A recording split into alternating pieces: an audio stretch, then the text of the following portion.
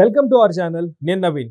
శంకర్ ఏకంగా 1000 కోట్ల రూపాయలతో ఆ స్టార్ హీరోతి సంప్రదించి సినిమా తీయడానికి సిద్ధమయ్యాడట. ప్రస్తుతం అదే వార్త ఇండస్ట్రీలో వైరల్గా మారుతుంది. ఆ స్టార్ హీరో ఎవరు, 1000 కోట్ల రూపాయల బడ్జెట్తో తీసే ఆ సినిమా కథ ఎలా ఉండబోతుంది? ప్రస్తుతం అదే అంశం మనతో మాట్లాడడానికి సినీ అనలిస్ట్ శ్రవణ్ గారు ఉన్నారు. సార్తో మాట్లాడతాం. నమస్తే అండి. నమస్తే అండి. సో శంకర్ గారు ఒక పెద్ద డెసిషన్ తీసుకున్నారని చెప్పాలి. ఒక భారీ చిత్రం 1000 కోట్ల రూపాయలతో ఒక స్టార్ హీరోతో ఆ సినిమా ప్లాన్ చేయడానికి అయితే సిద్ధమవుతున్నట్టుగా తెలుస్తుంది. ఆ స్టార్ హీరో ఎవరు, ఆ స్టార్ హీరోకి తగ్గట్టుగా సెలెక్ట్ చేసుకున్నటువంటి ఆ కథకి సంబంధించినటువంటి అంశాలు ఏంటి? మామూలు సామెత ఒకటి ఉంటుంది, పూలమ్మిన దగ్గర కట్టలం వద్దని. సినిమా ఇండస్ట్రీ బెంజులు వచ్చిన వాళ్ళు గంజి లేకపోవడం, గంజితో పూడ గడిపిన వాళ్ళు బెంజితో తిరుగుతుంటారు. ఇవన్నీ కూడా సినీ పరిశ్రమలో మనం చూస్తున్నటువంటి విధానాలే.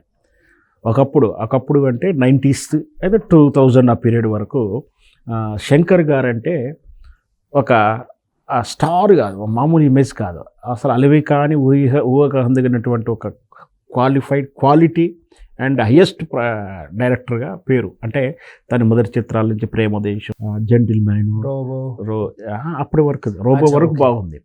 తర్వాత జెంటిల్మ్యాన్ తర్వాత భారతీయుడు, ఇట్లా చాలా చిత్రాల్లో తనదైన శైలిలో తీస్తూ అత్యధికంగా క్వాలిటీ, అంటే ఆ సెట్లు చూసిన, ఆ సెట్ ప్రాపర్టీ సెట్టింగ్స్ చూసినా కానీ, లేదు అతను జీన్ చిత్రంలో తను చూపించిన ప్రపంచ వింతలు, ఇట్లా ఏది చూసినా కూడా చాలా కాస్ట్లీ, ఎఫెక్టివ్గా, టెక్నికల్గా high quality plus star cast.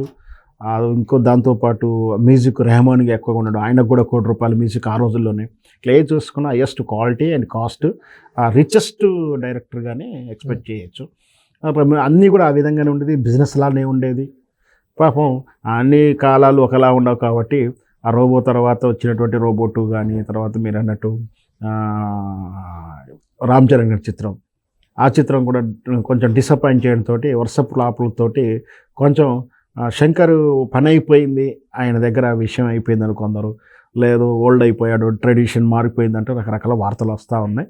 అందుకనే ఒకప్పుడు ఆయన ఇంటి ముందర క్యూలు కట్టినటువంటి నిర్మాతలు, హీరోలు ఈరోజు ఆయనను ముఖం చాటేస్తున్న వార్తలు, ఇవన్నీ కూడా సినిమా ఇండస్ట్రీలో కామన్. ఇట్లాంటి వార్తలు నిజంగా జరిగి ఉండొచ్చు. సరే, అయినాక ఎవరైనా సరే తన పని చేసేవాడు ఎప్పుడు కూడా ఖాళీగా ఉన్నాడు, క్రియేటివ్ ఫీల్డ్ ఉన్నాడు, అసలు ఖాళీగా ఉన్నాడు. సో దర్శకుడిగా ఆయన ప్రయత్నాలు ఆయన చేస్తూనే ఉన్నాడు.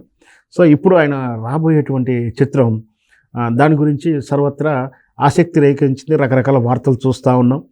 అది మళ్ళీ ఆయన ఏం చేసినా కూడా, ఎంత చేసినా కూడా భారీ బడ్జెట్ చిత్రం చేస్తారు. మరి ఆ భారీ బడ్జెట్లో ఆ హీరో ఎవరు, ఇవన్నీ కూడా ఎప్పుడు కూడా చర్చల్లో ఉన్న అంశాలే. రకరకాల వార్త, రణవీర్ అని రకరకాలు విన్నాము. అయితే ఇప్పుడు మాత్రం చిన్న క్లారిటీ వచ్చింది. తమిళ్లో ఉన్నటువంటి ఒక ప్రసిద్ధమైనటువంటి కథ. కానీ యాక్చువల్గా ఆయన గతంలో చిరంజీవి గారితో చేయాలనుకున్నారు కదా, అంటే ప్రస్తుతం అదే పేరా మీరు అనుభవేది? పేరు అది కాదు, చిరంజీవి గారితో చేయాలనుకున్నారు. బట్ ఈక్వేషన్ కుదరలేదు, గ్యాప్ వచ్చింది. అప్పుడు రాజకీయాల్లో సినిమాలకు వెళ్ళి, సినిమా రంగాన్ని వదిలేసి రాజకీయాలకు వెళ్ళడం, ఆ రాజకీయాలు తిరిగి వచ్చిన తర్వాత సబ్జెక్ట్ ఓరియంటెడ్ గ్యాప్ కానీ, లేదా అప్పటికి శంకర్ గారి పరిస్థితి అంటే సినిమాల్లో ఒక కమిట్మెంట్లు ఉండడం కానీ గ్యాప్ వచ్చేసింది. చిరంజీవి గారి చిత్రం అయితే ఆ చర్చల్లోనూ ఊహల్లోనూ ఆగిపోయింది. ఇప్పుడు మాత్రం తీసే చిత్రం మాత్రం వేరే డిఫరెంట్గా అది తమిళ రాష్ట్రంలో, తమిళనాడులో బీసీలో జరిగినటువంటి ఒక సంఘటన తాలూకు కథాంశం ఉంటుంది.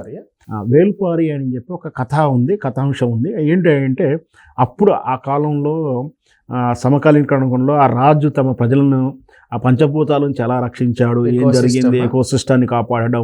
అంటే బహుశా పంచభూతాలు అంటే ఆ దయ్యాల నుంచో, వాటర్ నుంచో, విపత్తుల నుంచో అటువంటి ఒక కాల్పనిక కథ ఉంది తమిళ్లో. సో దాన్ని ఆధారంగా చేస్తున్నారని ఒక ఊహాగానాలు మాత్రం దానికి. అంటే ఇప్పుడు కూడా ఏ చిత్రం వచ్చినా, రాజమౌళి గారితో వచ్చినా, ఇంకెవరితో వచ్చినా కూడా విజువల్ ఎఫెక్ట్ అనేది కంపల్సరీ చూస్తున్నారు. కాబట్టి అందున శంకర్ గారు అంటే కూడా అన్ని రకాల రోబో చూసాము. రోబోని ఎంత విజువల్ ఎఫెక్ట్గా తీశాడో, టెక్నాలజీని వాడుకుంటే ఏ విధంగా సినిమా ప్రజెంట్ చేశాడో చూసాం. సో దీన్ని కూడా దాన్ని అట్లా చేసే ఉద్దేశంలో కథ ఫైనల్ ఏంటంటే ఆ కథ ఆధారంగా తీయబోతున్నారని, దానికి బాలీవుడ్ రేంజ్లో చూశారని, రణవీర్ సింగ్ గురించి చాలా పేర్లు విన్నాం. ఇప్పుడు కొత్తగా వింటున్న పేరు ధనుష్.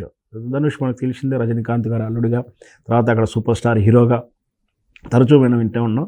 మరి ధనుష్తో చర్చలు జరుగుతున్నారు, ఆ క్యారెక్టర్ ఏంటి అనేది చర్చలు జరుగుతున్నారు, ఒక వార్తలు వింటున్నాం. ఏదైనా సరే ఒక శంకర్ అనే ఒక క్రియేటివిటీ డైరెక్టరు, ఆయనలో ఉన్నటువంటి ప్రతిభ మనం ఎప్పటికైనా మెచ్చుకోవాలి. సినిమా జయపజాలు ఎలా ఉన్నా కూడా కొన్ని సందర్భాల్లో కథ బాగున్నా, ట్రీట్మెంట్ బాగున్నా ప్రేక్షకుడు కొంచెం డిసప్పాయింట్ అయ్యే అవకాశాలు కూడా ఉన్నాయి. సరే, ఏ విధంగా జరిగినా కూడా శంకర్ చిత్రాలు ఏది చూసుకున్నా, భారతీయుడి చిత్రం చూసుకున్నా, ఒకే ఒకటి చిత్రం చూసుకుంటే ఒక్కరోజు ముఖ్యమంత్రిగా ఆయన చేసిన తాటు, భారతీయుల అవినీతి మీద చేసినటువంటి ఆ పోరాటం, ఆ చెప్పిన కథ తీరు, కమల్ హాసన్ గెటప్స్, ఇవన్నీ కూడా శంకర్ గారి మార్క్ అని చెప్పొచ్చు. సో ఈ చిత్రం కూడా విజయం సాధిస్తానని భావిద్దాం. కానీ యాక్చువల్గా సినిమా విషయానికి వస్తే మల్టీ స్టారర్ ప్లాన్ చేసేటప్పుడు ఆచి తూచి ఆ క్యారెక్టర్ని మలుచుకోవాలి. ఆల్రెడీ ఆయనకి ఆ బ్రాండ్ ఇమేజ్ తగ్గింది అన్న సంకేతాలు అయితే మనకు క్లియర్గా కనిపిస్తున్నాయి. ఇప్పుడు ఒకవేళ ధనుష్ గారిని తీసుకుంటే, బాలీవుడ్ స్టార్లతో సమానంగా తీసుకుంటే, పాత్ర కోసం ఒప్పించడానికి ప్రయత్నిస్తున్నారు తప్ప మెయిన్ ఒక స్టార్ మల్టీ స్టారర్ కింద కాదు అన్న విమర్శలు కూడా వినిపిస్తున్నాయి. అందుకే సఫలం అవ్వట్లేదు అనే మాట. అట్లనేం కాదు, మల్టీ స్టార్ అన్నప్పుడు ఈ రోజుల్లో విజువల్ ఎఫెక్ట్స్ తోటి చేస్తున్నటువంటి చిత్రాలు, దాంతోపాటు మల్టీ స్టార్ ఉండడం, మల్టీ స్టార్ అనేసరికి క్యారెక్టర్లు ఎక్కువ ఉన్నప్పుడు, కథ రెండు సమానంగా ఉన్నప్పుడు ఇమేజ్ ఉన్న ఆర్టిస్టులు పెట్టాలని కూడా ఆలోచించడం, ఇదంతా కూడా కమర్షియాలిటీ. ఆటోమేటిక్గా ఇమేజ్ ఉన్న ఆర్టిస్ట్ రాగానే ఖచ్చితంగా ఆయన ఇమేజ్ స్టాండర్డ్ కాపాడడానికి, కాబట్టి అప్పుడు కథలో ట్రీట్మెంట్ విషయంలో ఇబ్బంది రాకుండా, మళ్ళీ వాళ్ళ ఫ్యాన్స్ ఇబ్బంది పడకుండా, ఇవన్నీ కూడా కత్తి మీద సాము లాంటిదే.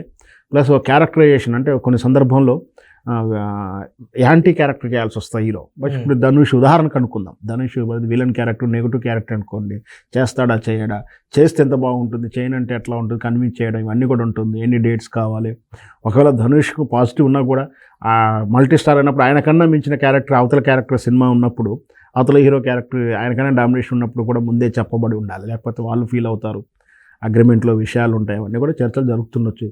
అల్టిమేట్ ఏదైనా సరే ప్రేక్షకుడికి ఇవన్నీ చర్చించకుండా సినిమా రిలీజ్ అయిన స్క్రీన్లో చూస్తున్నప్పుడు తాను థ్రిల్గా ఫీల్ అవుతూ, ఎంజాయ్ ఫీల్ అవుతూ, బోరుగా ఫీల్ కాకుంటే సినిమా విజయవంతం అవుతుంది. Thank you sir, thank you so much. Thank you viewers, bye.